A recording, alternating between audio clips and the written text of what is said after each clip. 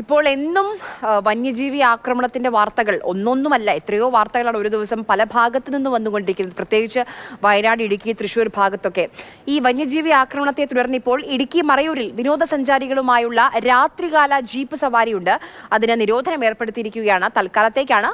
വിനോദസഞ്ചാരികൾ രാത്രികാലങ്ങളിൽ സ്വന്തം വാഹനം ഉപയോഗിച്ചും യാത്ര നടത്താൻ പാടില്ല. രാത്രി 8 മുതലാണ് ഈ നിയന്ത്രണം ഉള്ളത്. ജെയിനസ് രാജു വിവരങ്ങളുമായി ചേരുന്നുണ്ട്. ജെയിൻ, കാട്ടാനയുടെ ശല്യമുണ്ട്, അങ്ങനെ പലതരത്തിലുള്ള ഭീഷണിയുണ്ട്. പടയപ്പം മുതൽ ഇങ്ങോട്ട് കൊമ്പന്മാരുടെ ഭീതിയുണ്ട്. അതുകൊണ്ടാണോ ഈ നിയന്ത്രണം?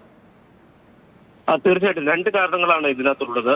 ഒന്ന്, ഈ രാത്രി കാലങ്ങളിൽ വലിയ പാട്ടും ബഹളവും ഒക്കെ വെച്ചുകൊണ്ട് വന്യജീവികളെ കാട്ടിത്തരാം എന്ന് ഓഫർ ചെയ്തുകൊണ്ട് രാത്രിയിൽ അവിടെയുള്ള ജീപ്പ് ടാക്സികൾ രാത്രി സഫാരി എന്ന പേരിൽ സർവീസ് നടത്തുന്നുണ്ട്. ഇത് വന്യജീവികളുടെ സ്വൈര്യമായിട്ടുള്ള വിഹാരത്തെ ബാധിക്കുന്നു എന്നുള്ളതാണ് കണ്ടെത്തിയിരിക്കുന്നത്. അതും ഈ വന്യജീവികൾ, പ്രത്യേകിച്ച് കാട്ടാന ഉൾപ്പെടെ വാഹനങ്ങൾ ആക്രമിക്കുന്നതിന് ഒരു കാരണമായിട്ടുണ്ട്.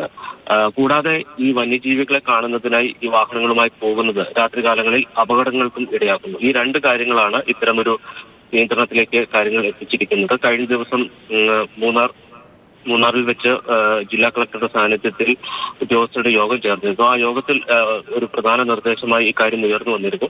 പടയപ്പ അടക്കമുള്ള കാട്ടാനകളെ രാത്രി കാട്ടി കൊടുക്കാമെന്ന് പറഞ്ഞുകൊണ്ട് വലിയ പണം വാങ്ങി വിനോദസഞ്ചാരികളുമായി ഈ രാത്രികാലങ്ങളിൽ ജീപ്പ് സവാരി നടത്തുന്നുണ്ട്.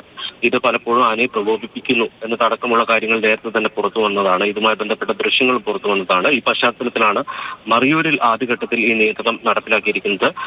Marayur SHO station house officer പോലീസിന്റെ ഭാഗത്തു നിന്നാണ് ഈ നിയന്ത്രണം ഏർപ്പെടുത്തിയിരിക്കുന്നത്.